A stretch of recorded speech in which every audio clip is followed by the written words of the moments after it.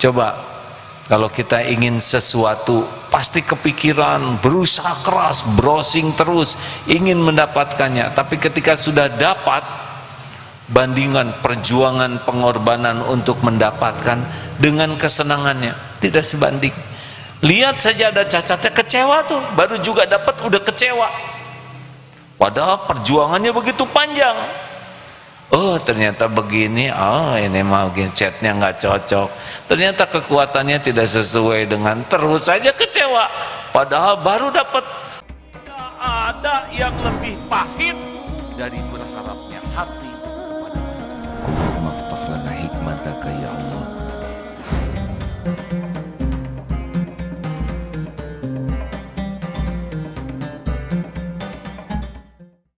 Alhamdulillahilladzi anzala sakinah fi qulubil mu'minin liyajdadu imanan ma'a imanihim. Allahumma salli ala Muhammadin wa ala alihi wa ashabihi ajma'in.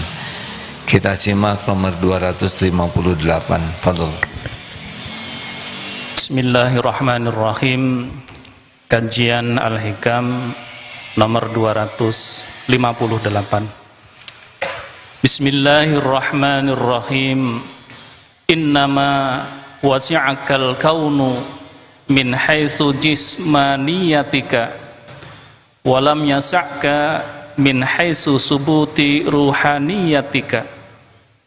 Sesungguhnya alam dapat mencukupi engkau hanya dari sudut jasmanimu semata-mata, tetapi tidak memuaskan engkau dalam hal kerohanianmu.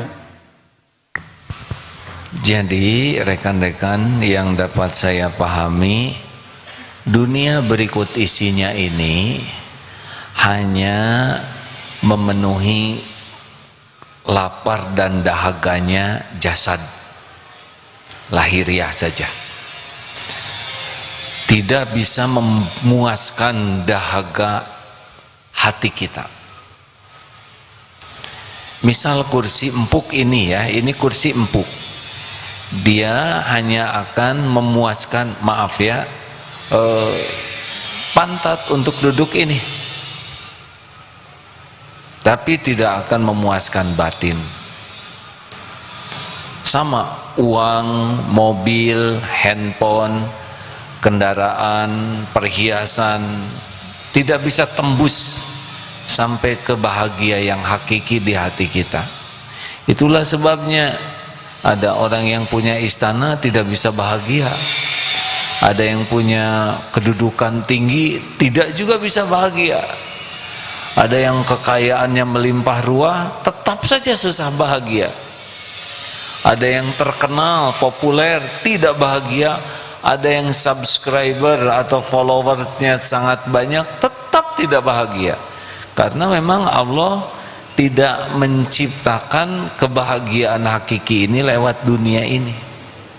Jadi kita tidak perlu iri dengan orang yang diberikan dunia oleh Allah, karena dunia tidak bisa membahagiakan. Kalau koruptor itu bisa bahagia, dia berhenti korupsinya, tapi terus saja mencuri ya. Yang sudah follower jutaan tidak jamin bahagia, dia tetap ingin lebih banyak lagi. Nah rekan-rekan sekalian, jadi hati kita ini beda dimensinya dengan fisik ini. Ini kelihatan. Hati itu, kolbu itu tidak nyata, tidak kelihatan maksudnya. Nah hanya bisa bahagia dengan sesuatu yang tidak kelihatan juga, Allah Subhanahu wa Ta'ala. Jadi bahagia itu milik Allah, diberikan kepada siapa yang memang tujuannya lebih daripada sekedar dunia ini. Jadi kalau tujuannya hanya harta, benda, pujian, penghargaan, cinta, manusia, kalau itu saja yang ada di dominan di hatinya dan jadi tujuan serta mendominasi pikiran dan hati, nah itu tidak bahagia. Bahagianya semu. Sepertinya bakal bahagia, tapi kalau udah dapat enggak juga bahagia. punya HP yang baru sepertinya bahagia, pas udah dapat ternyata nggak beda, ini bedanya sedikit dengan HP yang lama, hilang bahagianya. Punya mobil model baru tapi sekarang sudah Agustus, sebentar lagi Desember, udah tahun 2002, jadi tua nih mobil. Begitulah. Makanya kalau ingin memiliki kebahagiaan harus melampaui dunia ini cita-citanya. Contohnya ya, ingin dapat pahala, tidak kelihatan ini bahagia nih. Ingin dapat ampunan Allah, tidak kelihatan, tapi di sana akan membuat bahagia. Ingin menjadi orang yang diridhoi Allah, ini tidak ada bentuknya, tapi di sana bahagia. Ingin bisa menjadi ahli sorga, belum kelihatan, tapi ada bahagia di sana. Dan puncaknya yaitu ingin menjadi hamba kesayangan Allah. Itu beda melihat uang itu ya. Bagi pecinta dunia, lihat uang itu ingin dekat dengannya, ingin memuaskan nafsunya. Tapi bagi yang sudah cita-citanya lebih, lihat uang itu seperti ingin diongkosi untuk dekat dengan Allah, dengan sedekah, memberi makan orang miskin, memberi beasiswa, berwakaf. Jadi bahagianya beda. Yang satu bahagianya melihat bendanya, dekat dengannya. Yang satu bahagia itu justru jadi ongkos pendekat kepada Allah. Jelas tidak nih hadirin ya? Misalkan ya, punya kendaraan, bahagianya tuh sudah bukan pada bentuknya, tapi ini memudahkan dia beramal soleh. Punya HP, bahagianya sudah bukan di modernnya HP, mahalnya HP, mereknya HP, sudah tidak di sana, tapi bagaimana dengan HP ini dia bisa berdakwah, bisa belajar. Jadi sudah sesuatu yang lebih tinggi. Nah hadirin sekalian, makanya kalau kita senang sama duniawi, seperti minum air laut, nggak ada habisnya, terus saja kurang, terus saja ingin. Dan ini dimanfaatkan betul oleh para pebisnis duniawi ini ya. Makanya selalu ada inovasi baru, apa yang baru, karena membuat dahaga hatinya tidak berhenti. Tapi ya begitulah. Coba kalau kita ingin sesuatu, pasti kepikiran, berusaha keras, browsing terus, ingin mendapatkannya. Tapi ketika sudah dapat, bandingan perjuangan, pengorbanan untuk mendapatkan dengan kesenangannya, tidak sebanding. Lihat saja ada cacatnya, kecewa tuh, baru juga dapat udah kecewa. Padahal perjuangannya begitu panjang. Oh ternyata begini, oh ini mah chatnya nggak cocok, ternyata kekuatannya tidak sesuai dengan, terus saja kecewa. Padahal baru dapat, perjuangannya bisa berbulan-bulan, belum lagi cicilannya bisa belum lunas, tapi kecewanya sudah duluan. Selalu tidak sebanding. Demikian pula nauzubillah ya, orang yang berpacaran tidak halal, waduh itu menyita pikiran, menguras waktu, tenaga, perasaan. Kesenangannya belum tentu senang, belum lagi dilanda cemburunya, belum lagi dilanda takut jauhnya, rindunya. Waduh nyiksa tuh aslinya tuh, nyiksa. Yang saya dengar dari teman-teman yang curhat selingkuh itu belum pernah cerita bahagia. Ngebohongnya, takut ketahuannya, belum salah WA-nya, waduh itu stres.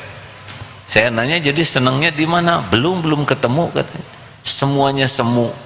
Tapi karena nafsu itu membuat yang haram, yang buruk jadi kelihatan bagus saja. Makanya rekan-rekan sekalian, ini ada pendapat dari Ahmad bin Qadar Waraih ketika ditanya, apakah perbuatan yang utama? Beliau mengatakan, menjaga hati jangan sampai condong menoleh atau menghadap kepada sesuatu selain Allah Ta'ala. Termasuk belajar agama, hadirin ya.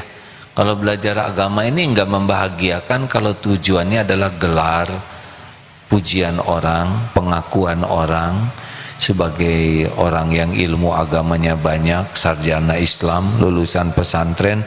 Pokoknya kalau belajar agama tujuannya untuk penilaian orang, tujuannya untuk mendapatkan penghasilan, pujian, penghargaan, itu udah nggak ada bahagianya. Tapi kalau belajar agama ingin dekat dengan Allah, bahagia. Termasuk menghafal Quran. Kalau menghafal Quran targetnya adalah hafal Quran, pujian orang, pengakuan orang sebagai hafiz, hafizoh, orang yang dekat dengan Quran. Kalau tujuannya cari kedudukan di sisi makhluk, itu menghafal Quran jadi tekanan. Tapi kalau meniatkan setiap huruf yang dibaca mudah-mudahan semakin disukai Allah, nah, mau hafal mau tidak hafal nikmat saja, karena niatnya takarub kepada Allah Subhanahu wa Ta'ala. Dari Abu Abdullah Al-Jala berkata, siapakah yang hasrat semangat tujuannya lebih tinggi dari alam benda, maka ia pasti sebagai kepada Allah yang menciptakan alam. Oh, ini seperti yang disampaikan tadi ya. Tapi siapa saja yang tujuannya hanya kepada makhluk saja, tidak menginginkan apa yang ada di sisi Allah, maka tidak akan, ya di sini disebutkan Allah Maha Mulia untuk dapat menerima yang disekutukan oleh hambanya. Oleh karena itu penting sekali ya kita meluangkan waktu untuk apa nih yang mendominasi sholat tadi itu. Sholat tadi apa sih yang paling ada dalam sholat itu? Apa? Siapa? Allah? Atau pokoknya yang mendominasi itu biasanya yang kita sukai atau kita takuti. Padahal Allah memperhatikan pikiran kita, memperhatikan hati kita, Allah memperhatikan apa yang kita lakukan, dan Allah yang menentukan apapun yang kita inginkan, yang kita cemaskan, semuanya ada dalam genggaman Allah. Harusnya pada waktu kita sholat itu Allah yang dominan ya, karena Dia ini saat kita menghadap Allah, kita diperhatikan pikiran, hati, sikap, dan Allah menguasai apapun yang kita inginkan, yang kita cita-citakan, yang kita cemaskan, itu semuanya dalam genggaman Allah. Mau jungkit balik gimana pun hanya Allah yang menentukan, dan sholat ini adalah gerbangnya. Tapi sayang kita dalam sholat mikir segala macam, padahal yang kita pikirkan mati-matian dalam sholat gak ada apa-apanya kalau Allah tidak izinkan. Yang memikirkan untung dalam sholat, kalau tutup enggak akan untung. Mau sampai bagaimanapun memikirkan sesuatu yang dianggap bekal bahagia, bekal menyenangkan, Allah tutup, tidak datang itu. Harusnya bagaimana? Tidak mungkin kita tidak punya keinginan, tidak mungkin kita tidak punya pikiran tentang dunia ini, tapi secepat itu kita kembalikan ke Allah, pemilik, penentu, penguasanya. Jadi ingin ini, ingat ke Allah, baik nggak ya menurut Allah. Nah, kalau kembali ke sana reda. Kalau tidak ingat ke Allah yang menentukan, wah terus keinginan kita tuh merajalela dalam pikiran kita, dan tidak akan terjadi kalau Allah tidak menginginkan, tidak menghendaki keinginan kita terjadi. Jadi mau dipikir mati-matian juga, kalau Allah tidak ngasih ya tetap saja tidak terjadi. Harusnya ingin sesuatu langsung, ya Allah, apakah yang saya inginkan baik untuk dunia akhirat saya? Kalau baik mudahkan, kalau tidak baik padamkan keinginan ini. Ada sesuatu, aduh ini saya suka sekali, ya Allah, apakah yang saya suka ini mendekatkan saya padamu atau menjauhkan darimu? Kalau yang saya inginkan ini menjauhkan darimu, padamkan keinginan ini. Hilang nanti keinginan, enak hati kita. Saudara yang belum nikah tertarik ke seseorang, lapor ke Allah, ya Allah, apakah yang saya sukai ini jodoh saya yang terbaik bagi dunia akhirat atau bukan jodoh dalam perencanaanmu. Ya, kan rugi mencintai orang yang bukan jodohnya, benar? Tahu-tahu dia jodoh sahabat kita, lebih nyesek lagi. Makanya cepat-cepat mau bisnis. Ini bisnis menguntungkan, lapor, ya Rob, engkau maha tahu bisnis ini benar menguntungkan dunia akhirat saya atau bisnis ini hanya melalaikan saya darimu.